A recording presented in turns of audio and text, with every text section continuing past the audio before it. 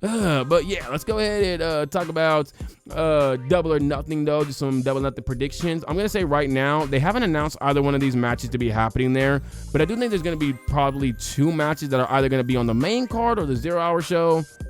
One of them is Josh Alexander versus Brody King. I think that this could lead to a Buddy Matthews return. I could see Josh Alexander getting the win here against Brody and then possibly attacking him afterwards. I can see Brody getting the win, but I think Josh Alexander really needs this win. So I can see Josh Alexander getting the win here. He attacks Brody. Here comes maybe like Takeshita or something like that, or Kyle Fletcher. They come attack Brody as well. Here comes Buddy Matthews to save him. Maybe even Julia Hart as well. And then this just kind of like reforms the the Hounds of Hell, and we kind of start getting them back into some tag team pictures because I really feel like the tag team division desperately needs them. They are absolutely awesome. I can't wait to see what happens going forward with this group, because I do feel like once they get back, they're going to be used proper, because they were on a really good run before the Buddy Matthews injury, and then obviously he did get injured, so that really sucked for them. And then I think Megan Bayne and Penelope Ford versus Anna Jay and Harley Cameron in like a wherever the hell they're at in Arizona street fight. Wherever they're at. I don't remember exactly. Wait, no, Arizona.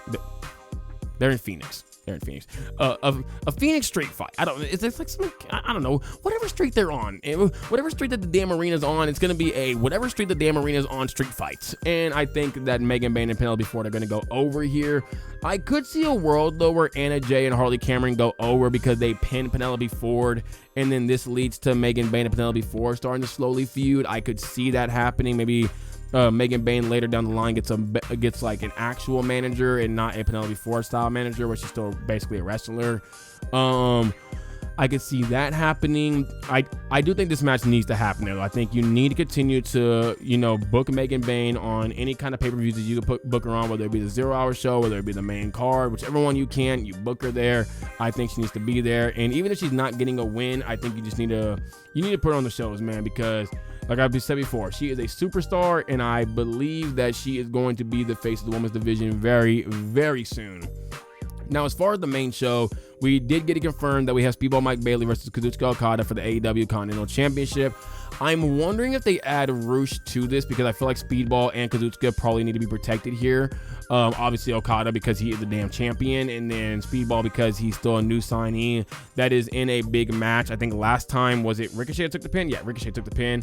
I could see Roosh getting involved in this match to be the one to take the pin in here. He's going to give them a great match regardless. He's an absolutely amazing wrestler, and I cannot wait for his time to come, because I do think he is a guy that should be getting that Ring of Honor World Championship at some point in time.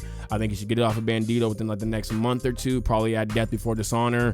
And I think this would be a great way to implement him into the Ring of Honor Championship scenes by showing him off to the crowd a lot more, getting more people, acclimated with him, and allowing him to really start getting a little bit more buzz around his name. Because there are a lot of AEW fans that want to see Roosh pushed. He had a little push before.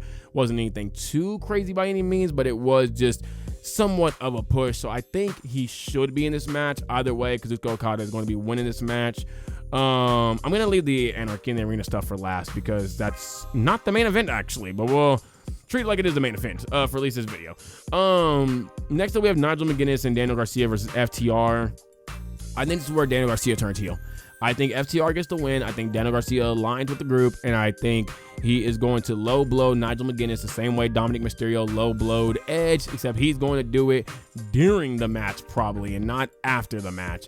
So yeah, I could see Daniel Garcia aligning with FTR. They're going to get the win. I think FTR needs the win. This is especially coming off like the real big heel turn, and then their wars with the Paragon. I'm just going to call these guys the Paragon because I'm going to keep saying it by accident.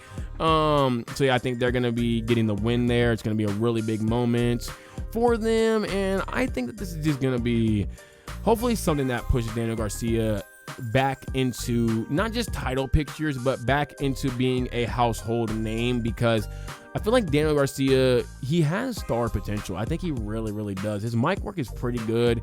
A Jersey dude. I think he's Jersey. He's definitely New York. He sounds very Jersey though. I think he has a lot of that, like, I don't know what it is about some like folks from Jersey, but I feel like when it comes to them in wrestling, they get loved really quick because they just have such great personalities, or their personalities are just very much so glowing. I think Daniel Garcia's personality does glow. It's just, it glows at times because AEW doesn't really know where to go with Daniel Garcia. Maybe he doesn't really know where to go either. I think maybe getting him with FTR would be the best thing, because he'll be with FTR, he'll be with Stokely, he'll be able to learn a lot from them, and I think it's going to do wonders for Daniel Garcia. Next match we have is the Hurt Syndicate versus Sons of Texas.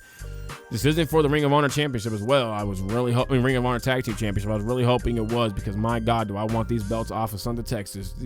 I am tired of seeing Sammy Guevara on my screen and Dustin Rhodes. You're a legend, but you're also a very, very old man now that does not need to be wrestling anymore. My goodness, man. But he has also talked about, I guess, how he's really close to retirement now.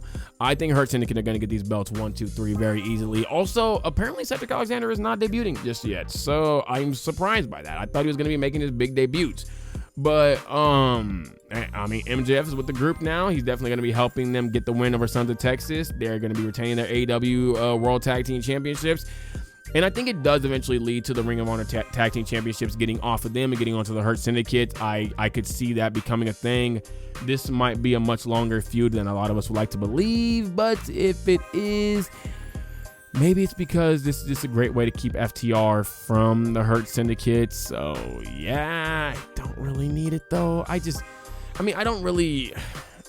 don't want these Ring of Honor championships on the Sons of Texas anymore. So maybe like FTR and them get those belts. But I think they need, no, I think they've had the Ring of Honor belts. Yeah, no, they need, was it the CMLL tag team belts? I forgot what belts they actually need, to be honest. It's either the Ring of Honor or the CMLL, but I think they have Ring of Honor though. So yeah, no, whatever though. Hurt Syndicate definitely just beating the Sons of Texas. This is gonna be a 1, 2, 3 real quick and easy. We gonna get on out of here, man. Collect the check, gotta get the bouncing. Next up we have Mark Briscoe versus Ricochet in a stretcher match. There's literally zero way that Ricochet loses this match. Like, there is zero way. I could not see a world where Ricochet actually loses this match. I'm also surprised it's a stretcher match, by the way. We kind of like just jumped from point A to point F real damn quick. Or I guess you could say point S, because it's a stretcher match. But we jumped there real quick, but I guess it kind of makes sense for Ricochet's character, because he has been trying to like literally attack everybody with golden scissors, so it does make sense. But I will say this though, when Ricochet does win, this needs to lead to something else though, like immediately. Like, I think somebody should come out right afterwards and attack Ricochet. Some kind of face, somebody, whether it's Kevin Knight, whether it is Orange Cassidy, who I think is, no, Orange Cassidy's hurt. Who's in the conglomeration? It was Kyle O'Reilly, but he's with Paragon now. Somebody needs to come out though and back. Maybe like Tomohiro Ishiro. Yeah, he could come out and help out Ricochet, and then Ricochet could go after him, maybe get a win over him as well. Maybe he even gets that, I don't know what belt he's holding. I think it's an open weight belt, or no, because wait. Oh God, remembering New Japan belts is the worst thing in the world, dude. Takeshita has the never open weight championship, and I think Tomohiro Ishii has the, whatever damn belt he has. I don't remember the belt that this man has. Japan got like the same belt with 3 different names. I don't know, man. I do not know.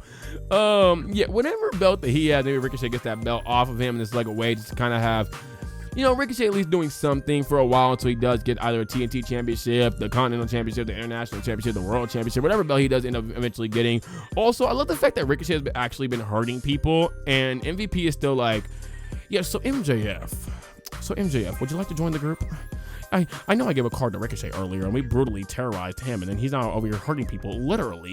But we're gonna go ahead and get to you, MJF. I'm just saying, man. I don't know, it's interesting. But next up though, we have Miss. I have Tonight Storm, Toni Storm versus Mina Shirakawa for the AEW Women's World Championship. I think Mariah May returns and cost Mina Shirakawa the match. I think we get Mariah May versus Mina Shirakawa for the AEW Women's World Championship. What the hell? No, I think we get Mariah May versus Mina Shirakawa in a match, not for the AEW Women's World Championship. There's no way that Toni loses this belt. Dear, no, there's no way. I just, like, you have to be doing Mariah versus Mina, right? Because if you don't do Mariah versus Mina, you do Mina versus Toni, and Toni beats Mina at Double or Nothing, what does she do going forward? Like, what the hell is there for Mina Shirakawa? Feud with Mercedes? Well, maybe if Mercedes loses to Jamie Hayter, but what the hell are you gonna... I don't really know. I think Mariah May has to be returning, and you do just one final feud with Mariah May and Mina Shirakawa, and then you just send Mariah May off to WWE afterwards, if that is still her plan to go to WWE, or she does continue with AEW, then you do the whole tag team thing, or you continue this really long storyline between the two, something like that. I think it probably should lead to a tag team championship, though, for the women's division. Next up, we have, what match have I not talked about yet? It's Mercedes, Hangman, Anarchy. I think I talked about all the other ones. Yeah. Okay. So Mercedes versus Jamie Hayter. Interesting, because Mercedes just took a Haterade from Jamie Hayter, and if I'm to use the wrestling rule of if I win before pay-per-view in any kind of way, shape, or form, I will lose that pay-per-view, this would mean that Jamie Hayter is going to lose. The only problem is, I guess I'm just going to put these two together because they kind of go together. Well, they don't really go together, but like my answers are kind of, I don't really know how to word it, but whatever. I'm going to put these two together because Anarchy in the Arena has Death Riders versus Team AEW. And Team AEW just went over the Death Riders. Now, I believe one of these two is going to lose. I think Mercedes Moné loses, and I think then Team AEW wins? No. Yeah, my bad. Team AEW is going to lose because they took the win. Mercedes Moné is going to lose even though she took the L on Dynamite. So I do believe that Jamie Hayter is going to go over. It makes much more sense for Jamie Hayter versus Toni Storm than it does Mercedes Moné versus Toni Storm, because Mercedes Moné is the TBS championship, so she still has something to do. Jamie Hayter has literally nothing to do if she does lose this match. So I believe that Jamie Hayter is going to go over here. She's gonna get the big win. She's gonna be the first woman to pin Mercedes Moné. That's gonna be like one of the big points there, is that nobody else could do what she's done, and then she's gonna go on to face Toni Storm at All In for the AEW Women's World Championship, where yes, ding ding ding, spoilers, Jamie Hayter will be winning with a Haterade. She's 1000% winning.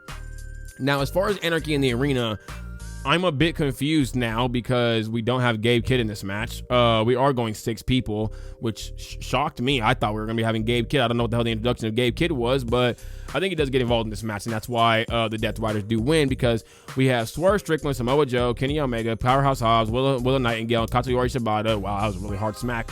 Versus Jon Moxley, Matthew, Nicholas Jackson, Young Bucks, Claudio Castagnoli, Wheeler Yuta, and Marina Shafir.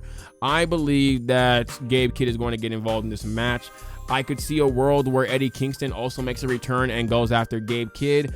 I still think that the Death Riders are going to get the win here. Heck, I could even see Hook returning and going after Gabe Kidd, to be honest, to kind of like even the odds out. But I think the Death Riders still are going to get the win here. They do not need this big loss. It's not going to do anything for them. I think their implosion needs to happen. I think the implosion is going to happen, likely because Gabe Kidd joined the group. I think it does not need to have it does not need a big loss to happen here, though, especially again if they lost on Dynamite. I think that they should, well, no, because then they got the attack afterwards. Wait, no, that was Samoa Joe in there. Nobody really won that attack. It's just like a bunch of, no, I'm freaking stupid. Duh, they got attacked afterwards. That's what. Yeah, never mind. I'm stupid. Sorry, y'all. I'm stupid. But yeah, no, I think that the Death Riders are going to win this one. I think that they need this win. It's a very big win. I'm trying to think, did the heels always win Anarchy in the Arena? Also, my bad last time for saying that Anarchy, wow, with Stroke coming on. Anarchy in the Arena was going to be a steel cage match. I was mixing up Anarchy in the Arena and Blood and Guts the entire time. I think, okay, no, so since the very first Anarchy in the Arena, unless you want to count Stadium Stampede, it has gone face, heel, and last year the heels won, so I guess the faces would win this year? So are we gonna have both Jamie Hayter and Team AEW winning? I mean, I guess they do need the win. I feel like they do need. Well, no, Jamie Hayter needs the win. Team AEW doesn't technically need the win unless we really want to start the implosion now. Oh, man, I do not know. This one's really, really hard to pick because I feel like one side definitely needs the win. The Death Riders 1000% need the win. But history tells us that it's always been going back and forth. So that would mean that Team AEW is going to win this night.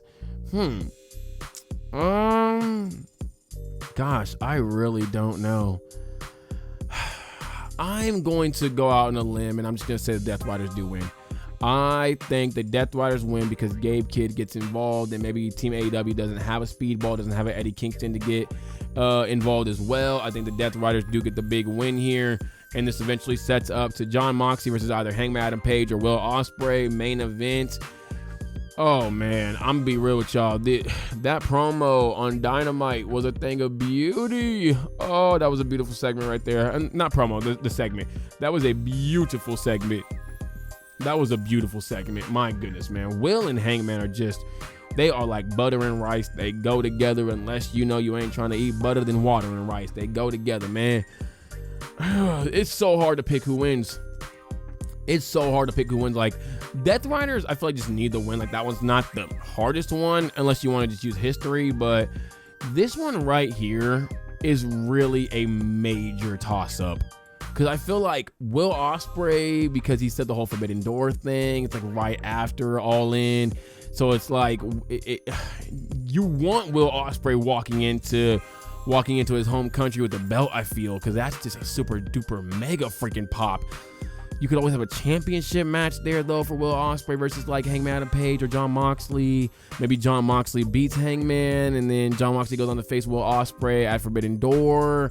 Maybe you could do that, but I feel like you want a Forbidden Door match to be like AEW versus New Japan. So it's like, oh man, but then you also have Hangman Texas. Come on, man. Like, he has to win. It's Texas. He's a cowboy. I think Hangman's actually from Texas. Oh man, this is hard, because like there's no way we're gonna have Hangman beat Moxley and then lose to Ospreay, so Ospreay could walk into Forbidden Door with the World Championship. Like, there's no way you're doing that. Oh man, this is the hardest one. This is the hardest one because it's like, I feel like both guys need the win. Both guys can have a great match with Jon Moxley. Maybe Hangman has a much better match because of his style, fits more with Jon Moxley. I think with Will's, it's very much so more athletic, high flying. Maybe it doesn't really fit that well with Moxley. Maybe the match doesn't go as great as AEW thinks it should go. I think there is a lot more story to be told too with Hangman, because now he'll have Will Ospreay on his side. After Will already said that whether he wins or loses, he is going to back. I mean, no, he said even if he loses, he's going to back up Hangman, that he's got a friend in him. Pulling that whole damn scene out. And then obviously this allows for Hangman versus Hangman and Swerve to kind of fix their stuff. Damn, you know what? Wait, hold on. Oh man, because now that I thought about it, if you have Team AEW win, that could lead to the whole thing of Swerve and Hangman coming together by having Hangman win the main event, Swerve winning, Swerve and Team AEW winning their match, and then this kind of just allows Swerve and Hangman to kind of like, connect with each other, and Swerve basically tells them like, we got the biggest job done, man. We took the Death Riders down. We showed that they are beatable, especially when you have enough guys. So I got your back, stuff like that. They obviously have to work through all their stuff and all that. And wow, that would actually allow for a lot of build up, a lot of things that happen prior to the match, because I feel like Will and Moxley is really just a thing of like, maybe like one or two setups, maybe, but like, because like you gotta kind of like set up like Will and Swerve, I guess, to really work together after their feud last year. But it's not as deep as like Swerve and Hangman. You really could carry like 2-3 shows if you really wanted to. So yeah, I think Hangman wins. I think it makes the most sense to have him win. I think it's just the buildup is so much better. I think the buildup is going to be incredibly hard with Will Ospreay. With Hangman, it literally just writes itself. He has Will on his side, reconnecting and, kind of fixing everything up with Swerve. I think he also has some stuff with Samoa Joe that he could probably fix up. No, not Samoa Joe. But he could fix some stuff up with Kenny Omega. Definitely got to fix up there, obviously, with him as well. Got to kind of, get rid of that whole thing that he was, still aligned with the Young Bucks and all that. You can have that storyline play out of if he is, still aligned with them, and he obviously will admit that he's not. Oh man, yeah, it's Hangman. It's Hangman, and I think Team AEW. I'm actually gonna go back on my pick. I think Team AEW gets the win, and I think this leads to Death Riders. Oh my God, yes, it does. Yes, Team AEW wins, even though Gabe Kidd does try to help. Eddie Kingston probably gets involved or Hook. You have Hangman win. You eventually lead to Jon Moxley versus Gabe Kidd at Forbidden Door. You have Gabe Kidd go over here. You can have the War Dogs versus the Death Riders at Forbidden Door. Yes, 1000%. Okay, yep, that's the plan right there. Team AEW, Hangman wins at All In. Forbidden Door is Death Riders, War Dogs. Boom, there we go. Okay, wow, that was actually a lot easier than I really made it out to be. Just, you gotta use the noggin a little bit, man. You gotta use the noggin a little bit. Just